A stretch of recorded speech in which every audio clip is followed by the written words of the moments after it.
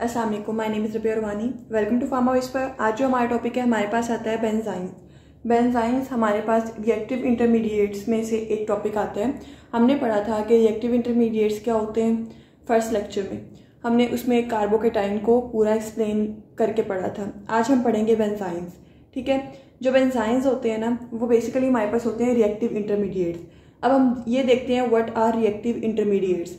देखें, जब हमारे पास कोई भी एक रिएक्शन होता है लाइक A+B, रिएक्टेंट्स रिएक्ट करते हैं, क्या बनाते हैं, एक प्रोडक्ट बनाते हैं C+D। ठीक है, तो इस रिएक्शन के दौरान इस रिएक्शन के दौरान क्या होता है, केमिकल स्पीशीज बनती है। लाइक कोई भी वो अनस्टेबल स्पीशीज होती हैं, उनको हम कहते हैं they're called the reactive intermediates. या बेंजाइंस हो सकते हैं, कार्बोकेटाइंस हो सकते हैं, कार्बेनाइंस हो सकते हैं, फ्री रेडिकल्स हो सकते हैं, कोई भी किस्म हो सकती है। ठीक है, उसको हम क्या कहते हैं, रिएक्टिव इंटरमीडिएट्स। ये क्या करते हैं, रिएक्टिव इंटरमीडिएट्स हाईली अनस्टेबल होते हैं। वो क्या करते हैं, वो जस्ट हमारे पास कन्वर्जन करते हैं प्रोडक्ट्स की रिएक्टेंट्स में, बस उसको इजी बनाते हैं। डिफरेंट फिनोमिनास में यूज होते हैं ताकि हमारे पास प्रोडक्ट बन जाए। ठीक है, तो हम स्टार्ट करते हैं हमारे पास अपना बेंजाइंस को हम अराइंस भी कहते हैं। बेंजाइंस होते क्या हैं, highly reactive species derived from aromatic ring. Mean के हमारे पास एक एरोमेटिक रिंग है, वो क्या होगा, एरोमेटिक रिंग से डिराइव होते हैं by the removal of 2 substituents. एक बेंजीन रिंग या एरोमेटिक रिंग, हम बेंजीन रिंग को नॉर्मली लेते हैं, उसमें से हमारे पास 2 सब्स्टिट्यूएंट रिमूव हो जाए तो हमारे पास क्या बन जाता है, बेंजाइन।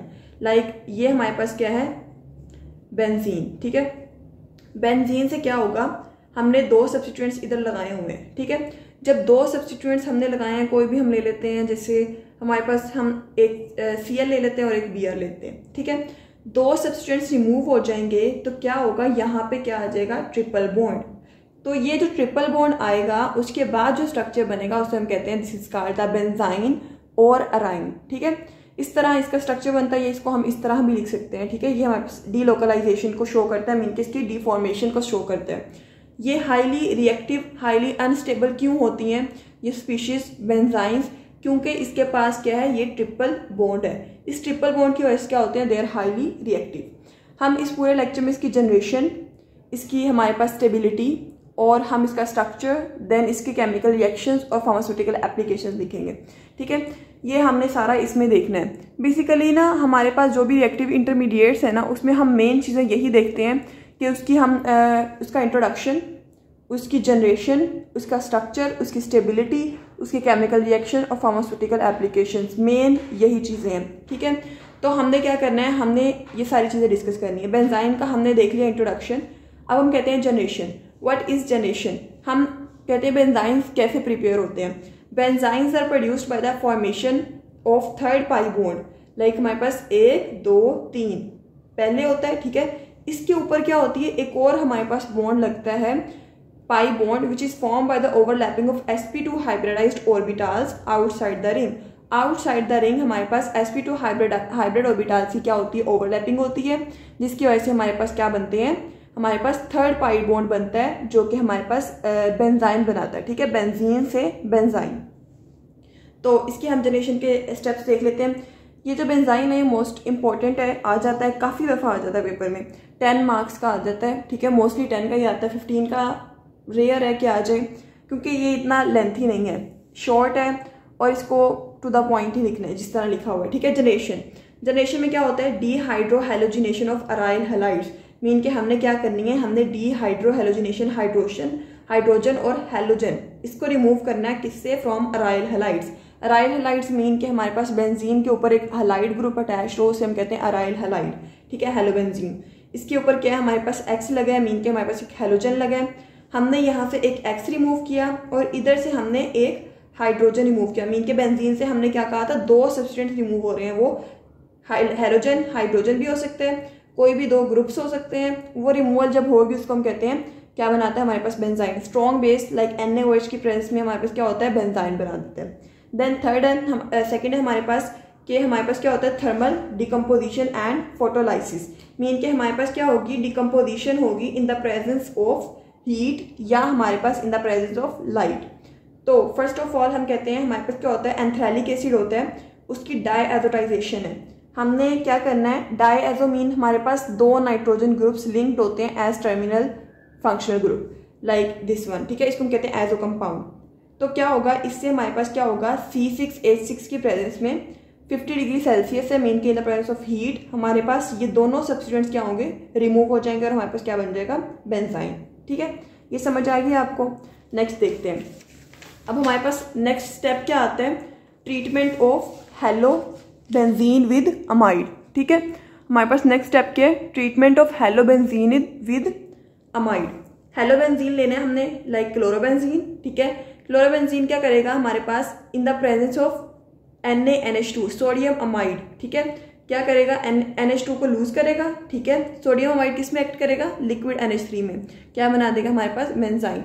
एक हाइड्रोजन की रिमूवल, एक हमारे पास क्लोरीन की रिमूवल। देन स्ट्रक्चर पे आते हैं। ठीक है, तो जो स्ट्रक्चर है उसमें हम कहते हैं कि हमारे पास क्या होगा, benzene is a 6 membered ring contain the carbon carbon triple bond. Like हमारे पास बेंजीन में क्या है, 6 मेंबर्ड रिंग है, कार्बन कार्बन ट्रिपल बॉन्ड इसकी मेन है। ये बॉन्ड जो है हमारे पास क्या करता है, रिएक्टिविटी कॉज करता है, अनस्टेबिलिटी कॉज करता है। अब क्या होगा, इसका हम रेजोनेंस स्ट्रक्चर देखते हैं। हमारे पास ये जो होगा ना रेजोनेंस स्ट्रक्चर इसका, इसमें आपने देखना ध्यान से, ये जो बॉन्ड होगा ये शिफ्ट होगा इधर। ठीक है, जब ये बॉन्ड इधर शिफ्ट होगा तो क्या होगा, हमारे पास यहाँ पे एक लॉन पेयर और एक हमारे पास नेगेटिव आएगा। जब ये शिफ्टिंग होगी तो ये पूरी क्या करेगी, डीफॉर्मेशन करेगी। जब पूरी डीफॉर्मेशन होगी तो क्या होगा, बॉन्ड्स हमारे पास एक्सचेंज होंगे। बॉन्ड्स एक्सचेंज होंगे तो ये यहाँ पे मूव कर जाएगा, ये इधर और ये इधर, यहाँ पे डेफिशिएंसी। ठीक है, क्योंकि इस वाले जो बॉन्ड है ना इसके साथ हमारे पास एक और बॉन्ड होना चाहिए, ट्रिपल बॉन्ड, उसकी जगह एक नेगेटिव आ जाएगा और यहाँ पे डेफिशिएंसी की वजह से पॉजिटिव आ जाएगा। सेम इसी केस में नेक्स्ट इसका ये रेजोनेंस स्ट्रक्चर बनता है। मीन के इसके जो रेजोनेंस इसकी डीफॉर्मिटी है, डी लोकलाइजेशन है, उससे हमारे पास क्या बनते हैं इसके रेजोनेंस स्ट्रक्चर्स। तो अब हम देखते हैं किस तरह बनता कैसे बेंजीन का ये third bond. It is form by the overlapping of 2 sp2 orbitals. हमारे पास 2 sp2 ऑर्बिटल्स की ओवरलैपिंग होती है।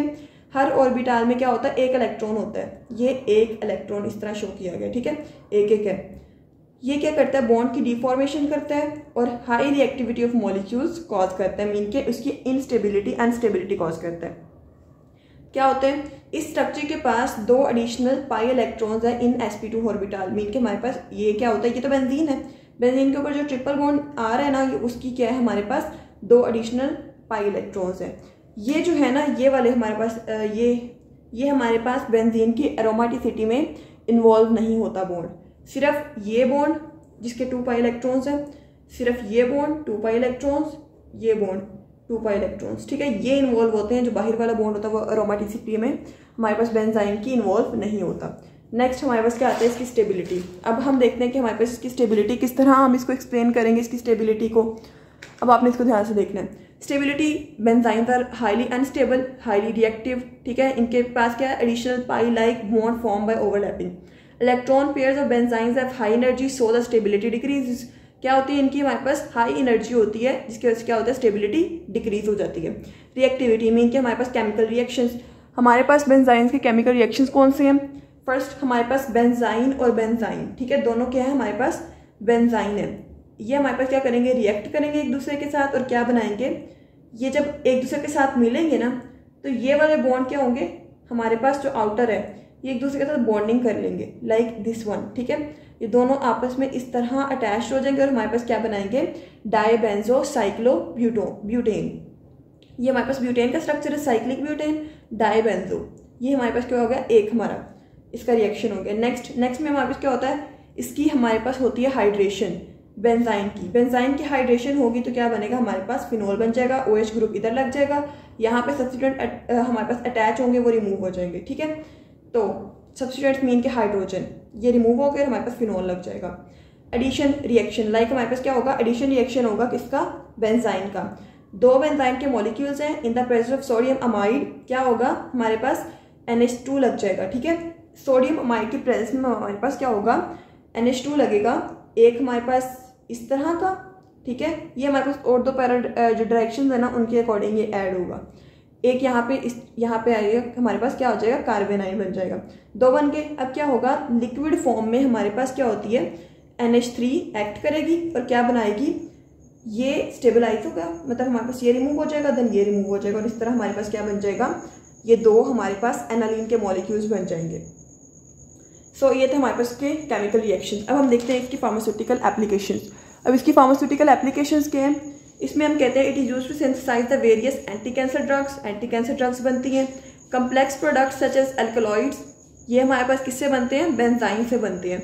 Readily participate in die-else-Elder reaction, ये हमारे पास रिएक्शन मैकेनिज्म में आता है डाई-एल्स-एल्डर रिएक्शन। इसमें क्या होता है, हमारे पास डिफरेंट मीन के हमारे पास डिफरेंट फॉर्मुलेशंस होती हैं, हमारे पास एक कंपाउंड से डिफरेंट रिएक्शंस होते हैं, ये उसमें इन्वॉल्व होता है। ठीक है, सिंथेसाइज करता है वेरियस सब्स्टिट्यूटेड एरोमेटिक कंपाउंड, हमारे पास डिफरेंट सब्स्टिट्यूटेड एरोमेटिक कंपाउंड बनाता है।